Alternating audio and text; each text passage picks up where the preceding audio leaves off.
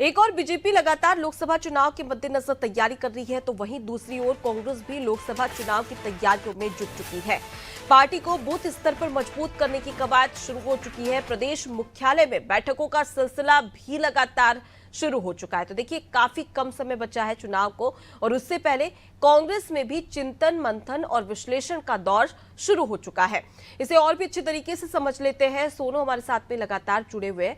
Sonu, party को booth स्तर पर मजबूत करने के लिए कौन कौन सी कवायद कांग्रेस की ओर से की जा रही है?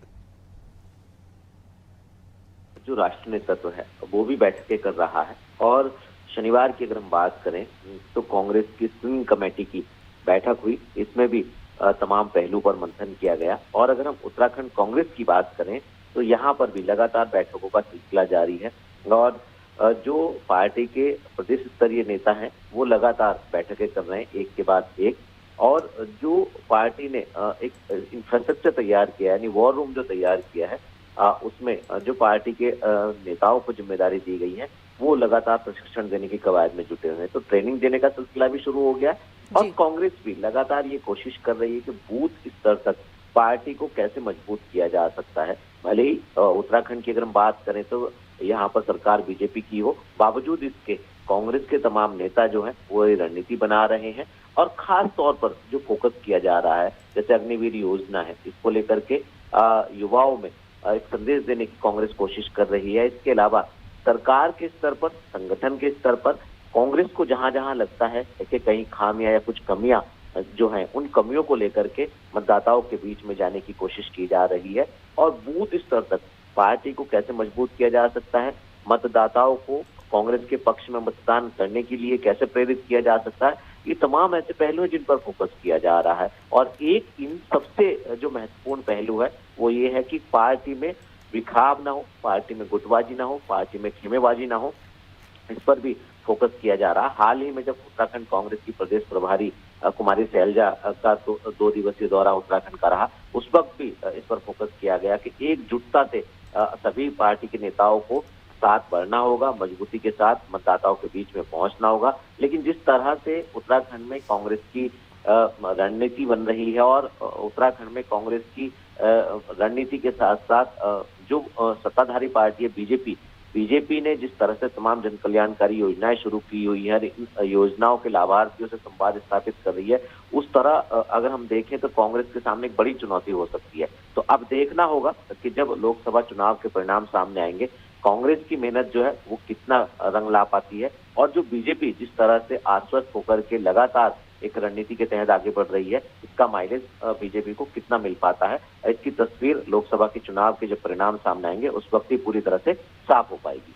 बिल्कुल सोनू, लेकिन जिस प्रकार से उत्तराखंड की स्थिति को देखें तो पिछले कुछ चुनाव भी हुए, उसमें कोई खास कमाल कांग्रेस नहीं दिखा पाई है। और कहीं ना कहीं जो कांग्रेस का जो नेतृत्व है, लीडरशिप है, वो मजबूत होनी चाहिए, वो मजबूती भी कांग्रेस में नजर नहीं आती है। तो क्या वाकई में आपको लगता है कि इस बार कहीं ना कहीं कांग्रेस के खाते में लोकसभा चुनाव की 1-2 सीट भी जा सकती है? क्योंकि बीजेपी तो इस बार हैट्रिक की बात कर रही है, लेकिन कांग्रेस का कॉन्फिडेंस अब भी उतना हाई नजर नहीं आ रहा है।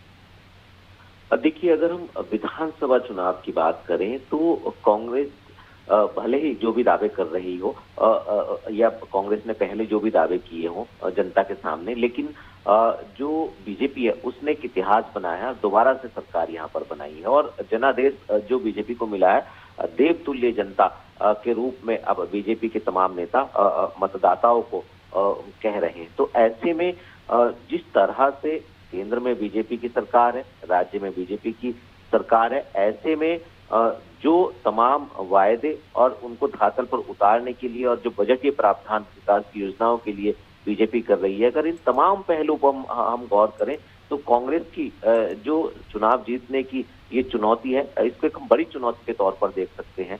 क्योंकि सिर्फ और सिर्फ बैठकें कर लेना या भरोसा दे देना, सिर्फ आश्वासन ही कांग्रेस के नेता दे सकते हैं। धरातल पर काम जो करने की ताकत है वो सरकार के पास है, और सरकार और संगठन एकजुटता से बीजेपी के आगे बढ़ रहे हैं। तो ऐसे में और अगर अभी तक के हम बीजेपी के तमाम कार्यक्रमों की बात करें, मुख्यमंत्री के कार्यक्रमों की बात करें, तो लगातार मुख्यमंत्री ताबड़तोड़ जनसभाएं कर रहे हैं, मातृशक्ति से संबंधित सम्मेलनों में आयोजित हो रहे हैं, रोड शो आयोजित कर रहे हैं। और संगठन भी पहले से एक के बाद एक, चाहे गांव चलो अभियान है, चाहे वो मंत्रियों का ग्रामीण क्षेत्रों में प्रवास करना हो या एक के बाद एक जो कार्यक्रम आयोजित किए जा रहे हैं, अगर हम इन तमाम पहलुओं पर गौर करें तो निश्चित तौर पर हम ये कह सकते हैं कि आने वाला जो लोकसभा का चुनाव है, कांग्रेस, खास तौर से उत्तराखंड कांग्रेस के लिए बड़ी चुनौती हो सकता है। तो अब देखना होगा कांग्रेस जो है किस रणनीति के तहत एकजुटता के साथ इस चुनौती को पार कर पाएगी।